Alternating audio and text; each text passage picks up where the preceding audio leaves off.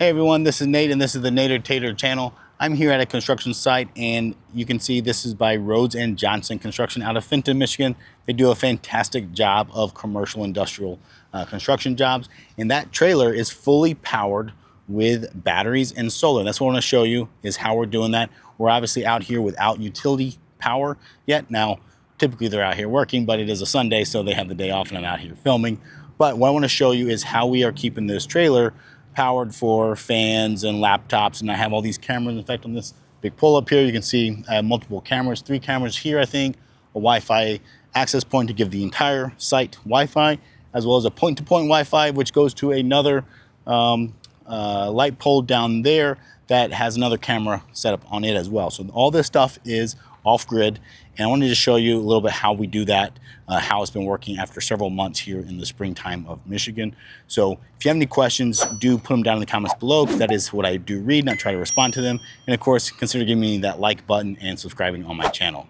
Inside this trailer, you can see the TV is hooked up there. I can flip on the lights and they work. I can have a fan going to actually keep a little airflow in here. It is a bit hot out here. And so I have 3 cameras that are powered by the by this guy, as well as Wi-Fi out there and that kind of stuff. You can see the TV that is showing those live feed of the cameras.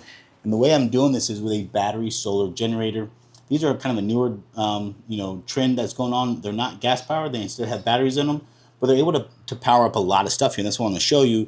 The HomePower 3600 Plus by Jackery. This is the main unit that is converting the battery power into actual AC output, and you have either the 110 volt plugs here, or you have the RV plug, which is like a 30 amp 110 volt, and you can actually hook 2 of these up together to get a 240 volt output if you want to do that, so you could have it more permanent. But I'm basically back feeding it from the 110 into the wall outlets on this trailer. So you can see with the lights on and the TV and the network, all that stuff, it's pulling about 280 watts of power. I think 150 that is the lights. Let me turn on the lights and just see what it does, because the lights are a lot and I actually don't really need the lights most of the time in here. So yeah, it drops down to about 110 watts of power. But we have construction guys in here that are using laptops and tablets and charging those up. But you can see it's actually pulling in almost 600 watts of power from the solar. I'm going to show you that here next. So it takes in solar power, and that's how it recharges itself. So I'm able to be self-sufficient. I've had this for months at this site, and it's been able to keep us powered up. Okay, so this is the Jackery app, and this one is really cool because all these devices have Wi-Fi, so they can connect to it, or the Bluetooth. If you don't have Wi-Fi, it'll just hook directly to your device when you're within range. But here I can click on this HomePower 3600 Plus, and here you can see, just like I showed on the screen before, that we got 99% power. It's fully charged. I can't use up more power than it's actually charging from the solar, at least during the day. This is 1 o'clock, so obviously this is close to peak solar input. But you can see here what I have on, so I can turn on and off the DC power and the AC power remotely with my tablet here if I want to. I can also change some other settings. I can also see the battery pack, and I can see that it's 97% charged as well. What's other cool thing is I can see my generation. So like I said, I've had this for months. So if I change this from a today thing to a month thing, it looks like the tablet app isn't working right. It's showing me this is the week. So this is showing you how much generation I have. This is by month. So you can see on like peak days, I'm charging about 4 kilowatt hours into the battery pack, which is pretty impressive for what I have out there. I have basically 900 watts of solar panels, at least what they're rated for. But you obviously need full sun to get all 900 watts of that. And every once in a while it does charge to 900 watts. But in the morning it might be a few hundred watts, and then afternoon it'll be several hundred watts, that kind of stuff. And then, so the only time I've had a little bit of problem, and that's where I've actually used one of the portable, like the Jackery Explorer 2000s, I've actually plugged it into the 3600 and charged it from that unit.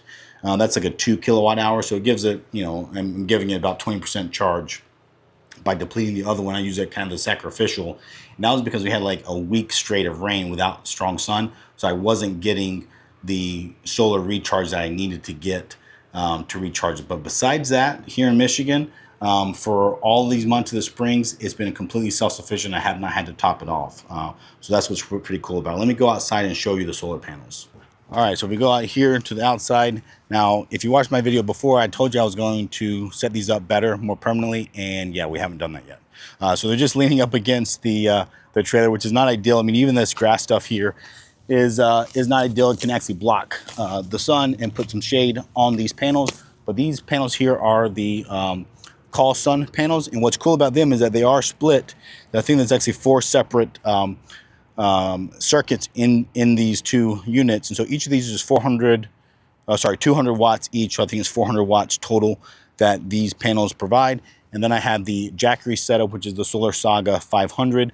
So these 6 panels together add up to about 500 watts of power. And again, I have these both in series going into that single Jackery Home Power 3600 Plus, and that's how I'm powering it. I mean, that's basically our power source for this trailer, for all their construction needs, for the office stuff. Obviously, if they're out there using hammer drills and that kind of stuff, they have their own power needs that they might have as well. But they've been charging up some of their power tool batteries in here as well, so it can do all that, and that's what's really impressive. And really, what's cool about this system is that it's expandable. So, you know, this one I had just 1 battery pack on, but you could have, I think it's either 5 battery packs stacked up, and that gives you extra capacity. So that would help you weather through the rainy days, or you can add more solar panels if you had a unit that could handle more solar input.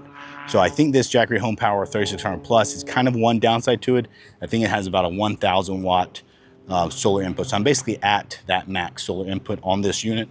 And what I would need to be 100% safe on it, even on rainy weeks, would be another battery pack or 2 to have that extra capacity, that extra reserve in there. But on days like today, this thing's already fully charged up, you know, by noon time frame, and the rest of the day it's just actually not able to use even the solar input because the battery's fully charged. So if you have any questions about it, do put a comment down below. I do answer those comments. And if you have questions about, like on this pole here, I have multiple cameras, I have a Wi-Fi access point, and I have a point-to-point Wi-Fi that actually goes to this other far away light pole for another camera setup. If you have questions about that, check out my channel, subscribe, like this video, and of course, we'll see you next time.